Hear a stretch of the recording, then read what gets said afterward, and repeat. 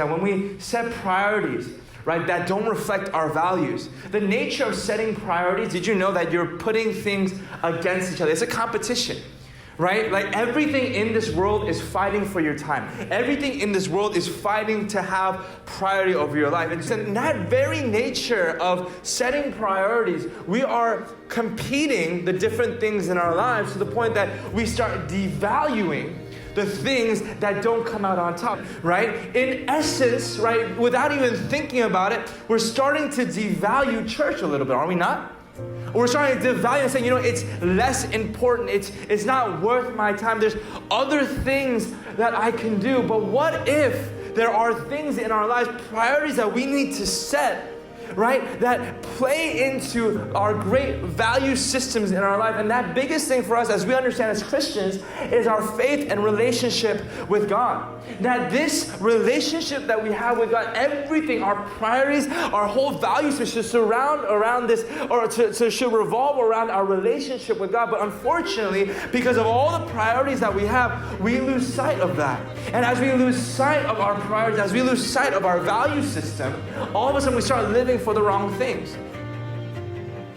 Today we're going to be looking at Luke 22, verses 42 through 44. And Father, if you are willing, take this cup from me, yet not my will, but yours be done. An angel of heaven appeared to him and strengthened him, and being in anguish, he prayed more earnestly, and his sweat was like drops of blood falling to the ground. You have to understand, Jesus, it was never in his fleshly desires to die.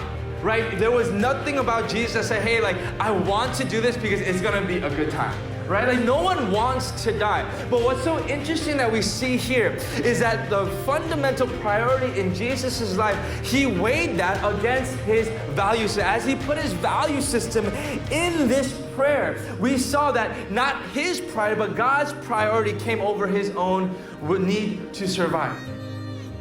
He knew this more than any of the other disciples. He knew this more than any of us. And for us, what I want to communicate today is this. For Jesus to go through that, what he was saying is this: there are things in my life that I don't want to do, God. But I'm willing to do it and put you in the center of the choices that I make. And my question is this: when you make choices and decisions in your life, do you put God into the picture? Do you put God into your circumstance? Do you put God into the things that you're doing in this life? Because let's be real, a lot of us, right, we're living for our social lives, we're living for our academic lives, we're doing all these things.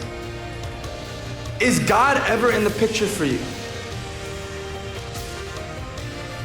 Don't just study because you have to study, but study because you are glorifying God through your studies.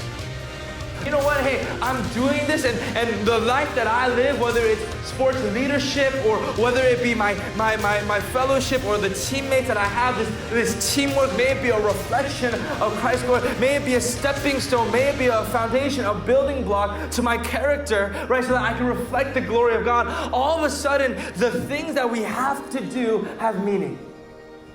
Is that when I put Jesus, when I put God as the reason that I'm doing what I'm doing, all of a sudden everything that I do, it has value, it has meaning, it has purpose. Priorities without purpose, it's a waste of time.